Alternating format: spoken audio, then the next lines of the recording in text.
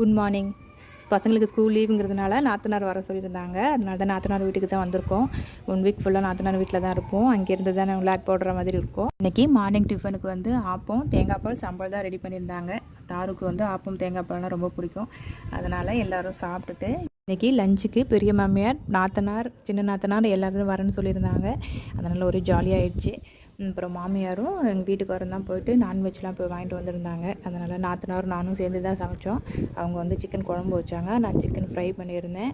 அப்புறம் பண்ணிவிட்டு அப்புறம் எல்லோரும் உட்காந்து கொஞ்சம் நேரம் ஜாலியாக பேசியிருந்துட்டு அப்புறம் லஞ்சுலாம் சாப்பிட்டுட்டு பசங்க எல்லாம் ஒன்றா விளாண்டுட்டு இருந்தாரெல்லாம் வெளியூரில் இருக்கிறதுனால லீவ் டைமில் மட்டும்தான் மீட் பண்ணுற மாதிரி இருக்கும். அதனால் எல்லா கதையும் பேசியிருந்துட்டு அப்புறம் ரொம்ப ஹாப்பியாக இருக்கும். ஏன்னா ரொம்ப நாள் கழித்து பார்க்குறோம்ல, அதனால் எல்லோரும் சேர்ந்து இருக்கும்போது அது ஒரு தனி ஹாப்பியாக தான் இருக்கும். ஆனால் அவங்க கிளம்பும்போது எனக்கு ரொம்ப கஷ்டமாக இருக்கும். என்னடா எல்லோரும் வந்துட்டு உடனே கிளம்புறாங்களேன்னு சொல்லிட்டு டிவியில் மீட் பண்ணிக்கலான்னு சொல்லிட்டு அப்புறம் கிளம்பிட்டாங்க. நாளைக்கு வேறு ஒரு வீடியோவில் பார்க்கலாம். பாய்.